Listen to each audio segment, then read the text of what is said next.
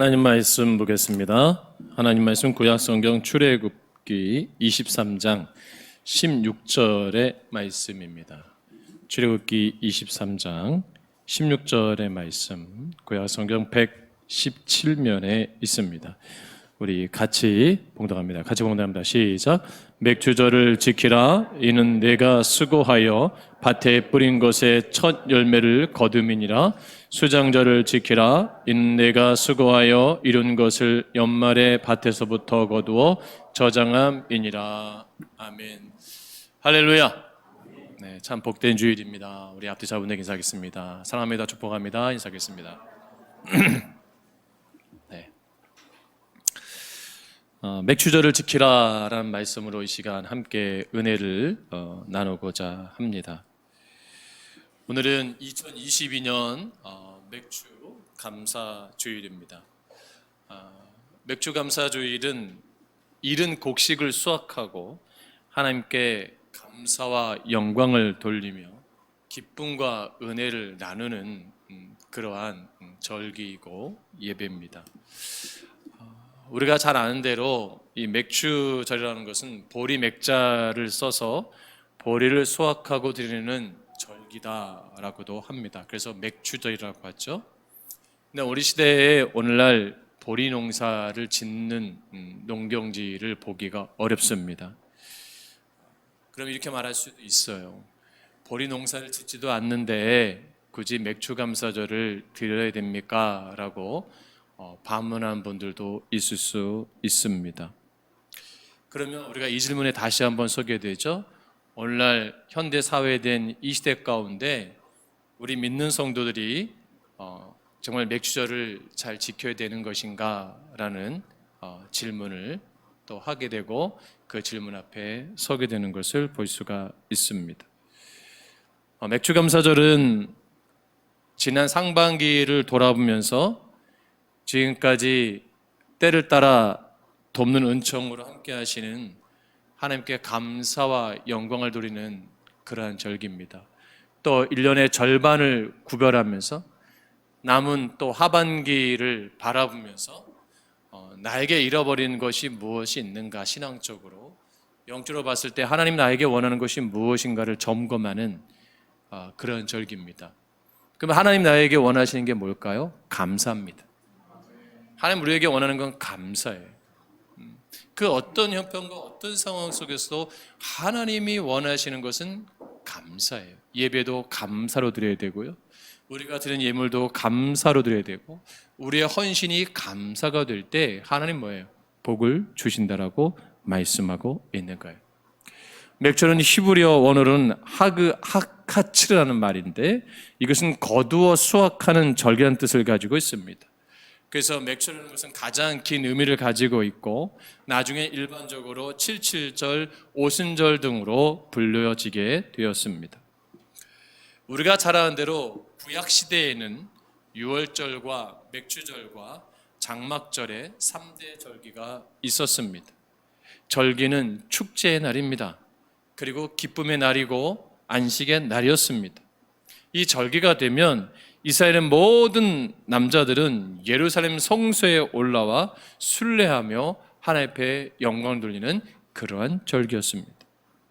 우리가 잘 아는 대로 유월절은 애굽에서 그 속박돼서 해방됨을 기념하는 절기고 맥주절은 가나안에 입성했을 때 그 해에 만나가 그치고 농작물을 재배하면서 첫 수확을 거뒀을 때 핵곡식을 추수하여서 처음 익은 곡식으로 하나님 앞에 드렸을 때 그 기쁨을 고백하고 있는 거죠. 그리고 수장절은 그 해에 모든 추수를 마치고 광야에 나아가 7일을 유하며 광야 생활의 고난을 회상하고 영원한 천국을 소망하는 절기입니다.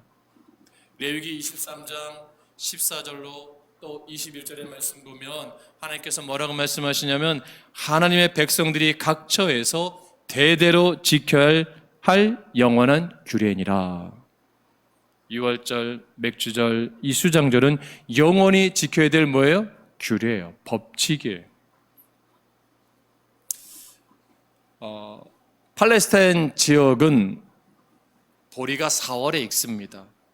우리나라와 좀 비슷한 것 같아요. 우리가 잘 아는 대로 이스라엘이 430년 광야 40년을 보낸 후에 약속의 땅 가나안으로 들어갑니다. 고대 사회나 현재 사회나 미래 사회 가운데 가장 큰 인간 세계 가운데 큰 문제가 뭔지 아십니까? 먹고 사는 겁니다. 앞으로 이 먹거리로 전쟁이 일어날 수도 있습니다. 이런 물가가 요즘 굉장히 심상치가 않죠? 러시아가 우크라이나 침공을 해서 그 밀의 곡창지대가 팔로가 막혀가지고 지금 밀값이 급등하고 있습니다.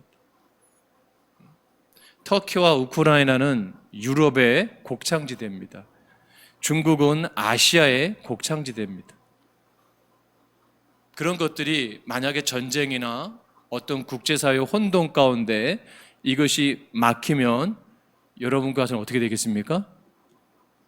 아이, 목사님 먹을 거 많은데요. 그렇게 되는 게 아닙니다. 굉장히 심각해질 수 있어요. 그래서 엘빈 터플러의 제3의 물결에 보면 마지막엔 다시 뭐예요? 1차 산업으로 간다잖아요. 1차 산업. 다시 먹고 사는 게 각광받는 시대가 올 것이다. 참 예언을 잘한 것 같아요. 그 당시에도 고대 사회에도 먹고 사는 것이 가장 중요한 문제였기 때문에 그들에게 있어서의 이 수확은 생사가 걸린 문제입니다. 생명을 걸고 그 수확물을 지켜야 되는 것입니다. 농작물을 재배하게 됩니다. 그 뿌린 씨앗의 첫 수확을 하게 됩니다. 그 첫 수확의 열매가 뭐예요? 보리였어요. 출애굽한 후에 정착해가지고 그들은 광야 40년 동안 농사를 짓지 않았습니다. 왜? 만나와 메추라기로 공급하신 하나님의 은혜가 있었기 때문에 이제 그들이 수고했어야 돼요. 그러면 우리도 잘 알다시피 그 당시에 고대 사회의 농경법은 그냥 씨를 뿌리는 겁니다. 뿌려서 들판에 자라는 거예요. 그리고 여러분 그 나다를 훑는 거예요. 우리는 배잖아요. 그 사람들은 서가지고 이 바구니에 그냥 가면서 이렇게 훑는 거예요. 이렇게. 여러분 동남아시아의 그 벼농사들은 서가지고 어떻게 해요? 그 벼를 자르잖아요. 이렇게 잘라갖고 담는데 우리가 좀 다릅니다. 훑는 거예요. 양이 많지가 않을 거예요. 그렇죠? 근데 그 첫 수확할 때 그 기쁨이 어땠을까요? 470년 만에 자기들 손으로 정착한 땅에서 씨앗을 뿌려서 열매를 거둘 때 그 기쁨을 상상해 보셨어요? 엄청난 겁니다. 엄청난 거예요. 누군가에게 빼앗기지 않고 그것을 소유할 수 있다. 엄청난 감격일 거예요. 여러분, 우리 어르신들 가운데 농사를 져보신 분들 계실 거예요. 또 과수를 키워보신 분들 계실 거예요. 첫 열매가 날 때 많이 나오진 않지만 그 기쁨이 상당히 크거든요. 근데 그것 가운데 구별해서 처음 것으로 좋은 것으로 한 오매를 묶어서 하나 옆에 가지고 나와서 드리는 거예요. 그게 맥주절입니다. 그게 뭐냐면 기쁨이 있느냐, 여호와전에 나올 때 기쁨이 있느냐, 감사가 있느냐. 오늘 예배드리면서 저 여러분에게 소멸되어 있는 기쁨이 있다면 회복하시길 주의 이름으로 축복합니다. 나에게 소멸된 감사가 있다면 다시금 회복하기를 주의 이름으로 축복합니다. 그러면 이것은 뭐냐면 구별했다는 것은 뭐예요? 이것은 내가 기억한다는 거예요. 그것은 뭘 구별하고 뭘 기억해야 되느냐? 하나님이 우리를 도우시고 계신다라는 거예요. 그 에베네셀 하나님을 뭐예요? 기억하려는 거예요. 맥주를 지켜야 될 이유가 여기 있는 겁니다. 이것은 뭐냐면 지금도 나와 함께 하시고 지금 이 순간에도 우리의 삶을 인도하시는 하나님을 기억하고 감사하는 절기가 맥주 감사절인 거예요. 하나님 왜 굳이 이 절기를 지키라고 말씀하셨을까? 그것은 우리의 일상생활 속에서 우리가 하나님의 은혜를 잊고 사는 것이 너무 많이 있다는 거예요. 은혜를 잊으니까 뭐가 소멸됐습니까? 감사가 소멸된 거예요. 감사가 소멸되니까 뭐가 없습니까? 기쁨이 없는 거예요. 만족함이 없는 거예요. 여러분, 우리는 하나님의 은혜로 사는 존재입니다. 그럼 은혜 가운데 우리가 고백할 수 있는 건 딱 한 단어예요. 뭐예요? 감사예요. 감사가 있으니까 어때요? 기쁨이 있죠. 그 수확의 기쁨이 얼마나 큽니까? 그렇죠? 비록 소출이 작아도 내가 기대했던 만큼 엄청난 결실이 있지 않아도 그 작은 거에 그 기쁨을 누리고 환희를 느꼈던 그 은혜, 이것을 경험하려는 거예요. 우리의 삶 속에서 우리가 2022년 전반기를 돌아오면서 엄청난 축복을 경험하고 엄청난 복을 받기를 원하고 엄청난 결실이 있는 걸 원하잖아요. 근데 진짜 기쁨은 뭐냐? 내 삶에서 비록 많은 것들은 쭉정이가 되고 열매가 없고 부족한 것 같아도 그 몇 가지 몇 개 달린과 그 별거 아닌 것 같지만 거기에 기쁨을 누리고 거기에 감격을 누리고 거기에 의를 누릴 수 있는 거, 이게 감사합니다. 여러분, 전반기를 돌아보세요. 여러분 어떤 은혜를 받으셨습니까? 별로 없는 것 같은데요. 그럴 수 있어요. 근데 중요한 건 뭐냐면 별로 없는 것 같지만 그래도 몇 개는 있어요. 안 그렇습니까? 몇 개는 있어요. 내가 농사하는 기법을 잘 몰라서 그 열매가 아주 조그맣게 달릴 수도 있어요. 그런 어떤 은혜일 수도 있어요. 근데 수확하는 사람 어때요? 불평하지 않습니다. 좋고 다짐하는 게 뭐냐면 내가 다음에 더 잘 농사를 줘보겠다, 그런 마음을 갖잖아요. 우리가 전반기에 하나님께 받은 은혜가 별로 보이지 않는 것 같고 작은 것 같으면 여러분 거기에 감사하시고, 내가 내 삶을 잘 조정하고 잘 컨트롤하고 잘 고쳐서 남은 하반기엔 뭐예요? 이거보다 뭐예요? 더 많은 열매를 맺기 위해서 내 삶에 최선을 다하겠다, 다짐하면 되는 겁니다. 이것이 우리 가운데 중요한 거예요. 그러니까 우리가 불평하면 안 되는 겁니다. 우리가 원망하면 안 되는 거예요.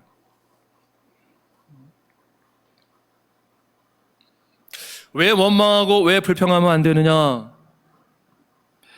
하나님이 나에게 주신 복마저도 빼앗길 수 있기 때문이에요. 하나님이 나에게 주신 은혜가 얼마나 많이 있는가를 여러분이 다시 한번 생각하기를 주님으로 축복합니다. 그래서 오늘 예배 가운데 내 안에 메마른 심령이 다시금 성령의 담배로 적셔지고 그 은혜가, 그 감사가, 기쁨 회복되는 귀한 예배 되기를 주의 이름으로 축복합니다. 그럼 내가 왜 내 심령이 메말랐는가 생각해 보셔야 돼요. 내 안에 왜 감사가 소멸됐는가, 내 안에 왜 기쁨이 소멸됐는가를 생각해 보셔야 돼요. 비교하니까. 비교하니까 내게 초라해 보이는 거예요. 내가 가지고 있는 것을 열등하다고 생각하는 거예요.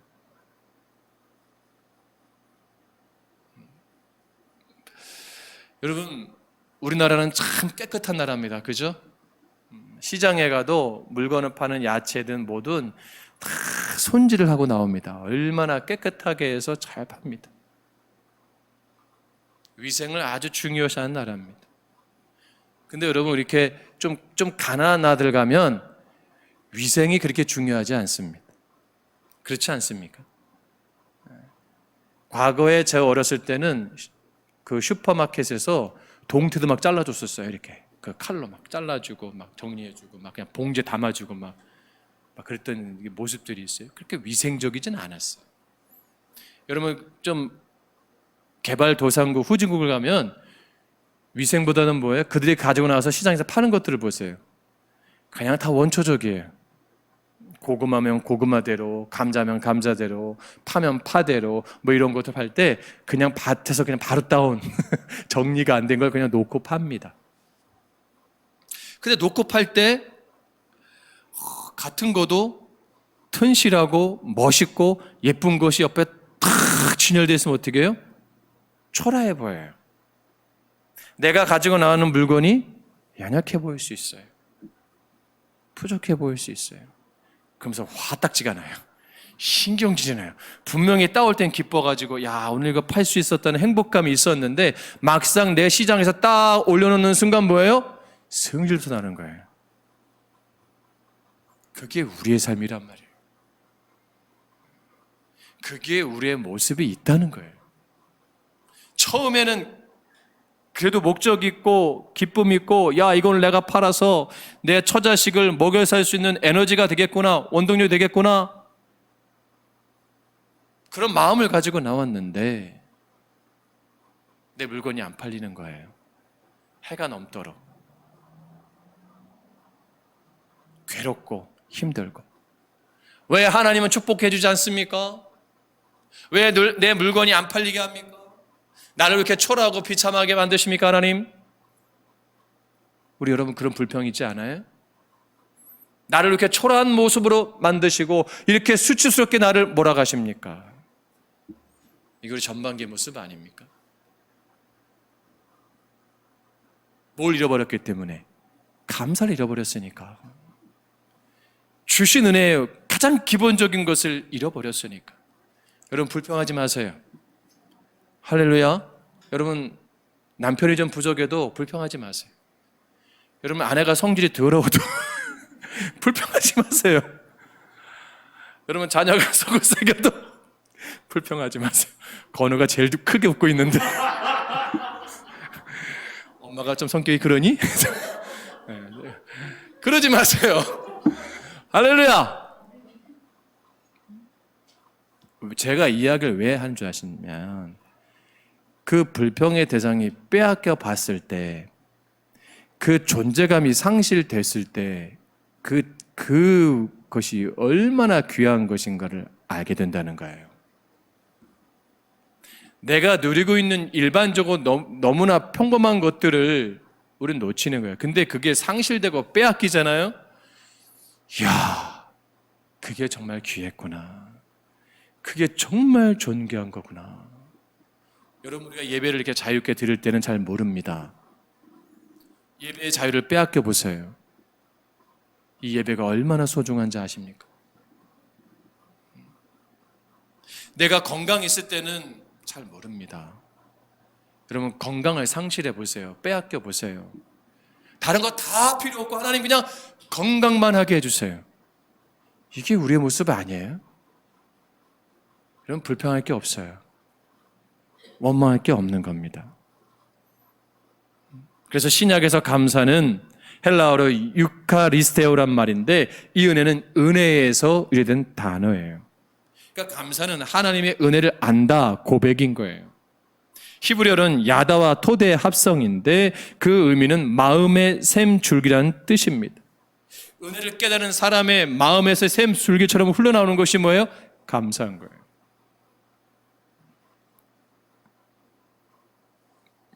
성 어거스틴은 성도의 삶에서 꼭 필요한 것이 있다면 믿음, 소망, 사랑인데 하나를 덧붙인다라면 감사를 덧붙이겠다라고 말합니다.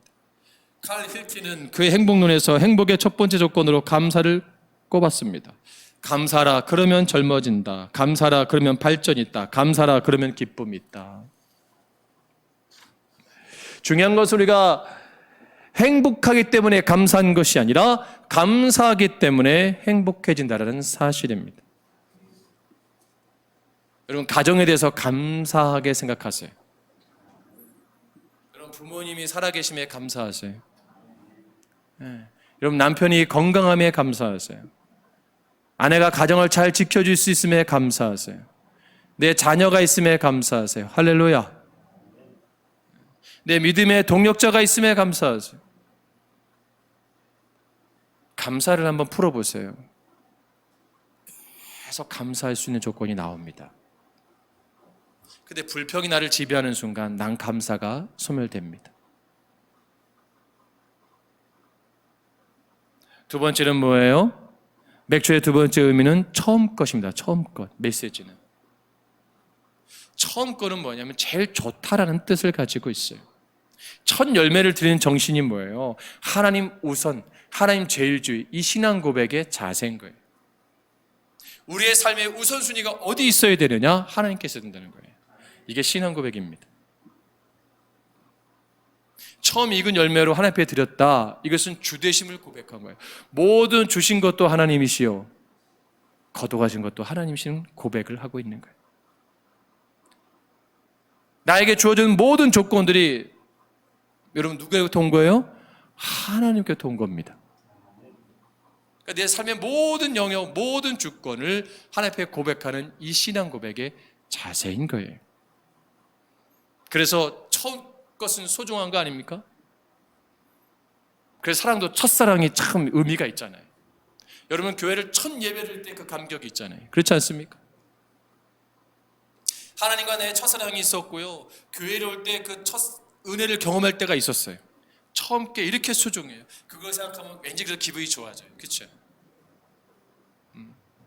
여기 다 이렇게 부부 되신 분들 계시는데 뭐 처음부터 부부 아니잖아요. 처음 만날 때가 있었잖아요. 그리고 눈이 좀 맞았잖아요. 이렇게 직 했잖아요. 그렇지 않습니까? 그때 좋지 않으셨어요? 우리 쌤 좋지 않으셨어요, 권사님? 그죠? 소개받아 이렇게 탁 났을 때, 서로 이렇게 딱 스파크가 탁 왔을 때, 콩깍지가 씌어가지고 그런 좋았던 시절이 있었어요, 그렇죠? 그 마음으로 하나님을 향하고 있느냐 이 얘기예요. 지금도 내 안에 그 은혜가 살아 있느냐는 거예요. 주님을 향한 그 사랑이 내 안에 살아 있는가라고 질문하시는 거예요. 그 열정이 내 안에 있는가? 믿음의 열정이, 그 사명의 열정이 아직도 살아 꿈틀대고 있는가? 다시 회복하기를 주님을 축복합니다. 주님 그걸 원하는 거예요. 그 내 몸과 마음과 정성을 다해서 하나님 앞에 서기를 원하신다는 거죠. 마지막으로 뭡니까? 맥주는 하나님의 주권을 회복하는 절기입니다. 땅의 모든 것이 누구 거예요? 하나님 거예요. 그걸 고백하는 절기입니다. 땅의 모든 소산은 하나님 겁니다. 내 게 아니에요. 내 마음대로 하면 안 되는 겁니다. 잘 지켜줘야 돼요. 땅을 황폐하게 무너뜨려도 안 됩니다. 땅을 황폐하게 오염시켜도 안 되는 겁니다. 왜요? 내 대대자손 후손이 이 땅에서 살아가야 될 터전이기 때문입니다. 여러분, 얼마 전에는 이 땅의 봄에 극심한 가뭄으로 얼마나 이 땅이 신음했습니까? 근데 얼마 지나서 중부지방에 집중호우가 와가지고 일주일도 안 돼서 비 그만 왔으면 좋겠다는 게 우리의 마음들 아니에요? 지난 일주간 동안은 햇빛 봤으면 좋겠다. 햇볕 한번 봤으면 좋겠다. 어제 오늘 햇볕이 얼마나 뜨겁습니까? 햇볕 좀 가려줬으면 좋겠다. 사람이 얼마나 마음이 연약한 존재인가를 알게 돼요. 비도 하나님이 주시는 거고요. 햇볕도 하나님이 주시는 거고요. 할렐루야. 하나님 주시는 거예요. 우리가 아무리 똑똑해도 구름을 만들어서 햇볕을 가릴 수 있는 능력이 안 됩니다. 아무리 똑똑해도 그 많은 양을 대지를 적실 수 있는 비를 만들 수가 없습니다. 여러분이 흙을 만들 수 있습니까? 여러분이 꽃을 만들 수 있나요? 안 되는 겁니다. 종자를 얻어야 되는 거죠. 그러면서 우리 마치 꽃을 만들 수 있다고 생각하고 흙도 만들 수 있다고 생각하고 태양도 만들 수 있다고 생각하고 얼마나 교만한지 몰라요. 여러분, 가정도 내가 만든 게 아니에요. 하나님 만드신 거지. 교회도 내가 세운 게 아니고 하나님이 세우신 교회예요. 이 주권을 인정하라. 이것이 맥주절의 의미인 것입니다. 삶의 주인이 더 이상 내가 아니라 하나님인 것을 고백하는 절기인 거예요. 그렇기 때문에 내 삶을 온전히 하나님께 맡깁니다. 고백하는 절기예요. 그래서 나의 온 마음과 정성을 다해 드리는 예배와 절기가 바로 맥주 감사절인 것입니다. 그럼 우리가 절대로 양심 마무리식으로 할 수 없죠. 제가 일전에 무당이 굿하는 것을 봤어요. 작두를 타더라고요. 근데 딸이 내린 굿을 받은 거예요. 부모는 막 뒤집어집니다, 속이. 자기 사랑하는 딸이 이런 무속의 길을 가는 걸 보고 엄청 괴로워합니다. 신내림을 받는 날 부모가 서 있는 걸 봤어요.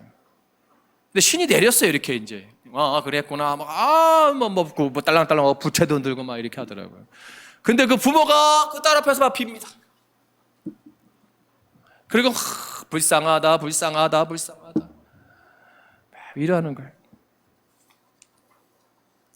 그러면서 최선을 다해서 준비합니다. 굿을 위해서 그 제수용품들을, 제수용품도 왜 이렇게 비싼지 몰라요. 그죠? 아주 좋은 것들로 주면 허리가 부러지게 빕니다. 여러분, 만신을 믿는 그 세상에 그런 귀신을 섬기는 사람들한테도 그렇게 지극정성으로 합니다. 그 제사를 위해서 그 제수용품을 쫙 지극정성으로 최고 좋은 것들을 올립니다. 딸이 신을 내는데도 그 딸 앞에서 허리가 부러지도록 빌면서 빕니다. 우리는 하나님의 사람들이에요. 할렐루야. 자존심 상하지 않으세요? 여러분, 그런 거 보면 자존심 안 상하세요? 세상에 잡신을 믿는 사람들은 그렇게 지극정성으로 그렇게 신들을 섬기는데 만군의 창조주신 여호와 하나님 앞에서 우리의 예배 자세가 어때야 되는가? 점검하세요. 우리의 헌금이 어때야 되는가? 점검하셔야 됩니다. 우리의 예배 태도가 어떤가? 점검하셔야 돼요. 하나님 만홀히 여김을 받으시는 분이 아닙니다. 오늘 맥주감사주의를 양심 마무리식으로 드리면 안 됩니다. 그냥 한 해 형식화된 예배가 되면 안 됩니다. 나의 생명을 다해, 나의 호흡을 다해, 내 마음을 다해 하나님 앞에 영광 돌려야 됩니다. 비록 그리 아니하실지라도 전반기에 내 삶에 엄청난 열매가 없어도 그럼에도 불구하고 하나님을 향한 내 마음의 믿음이 회복되어야 될 줄로 믿습니다. 여러분, 그래서 남은 하반기에 정말 주님이 주시는 그 은혜에 정말 축복을 누리고 경험하는 그러한 신앙이 되기를 바랍니다. 종교학자 마르틴 루터가 말합니다. 기독교인과 비기독교인을 구별하는 결정적 기준은 모든 범사에 하나님께 감사하느냐 감사하지 못하느냐에 달려있다고 말합니다. 우리는 하나님의 사람이에요. 내가 감사하지 못하고 있다면 난 그리스도인이 아닌 거예요.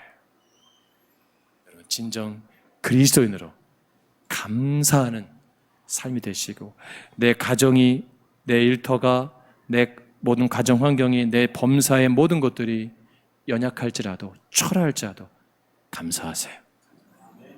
그게 하나님의 사람입니다. 기도하겠습니다.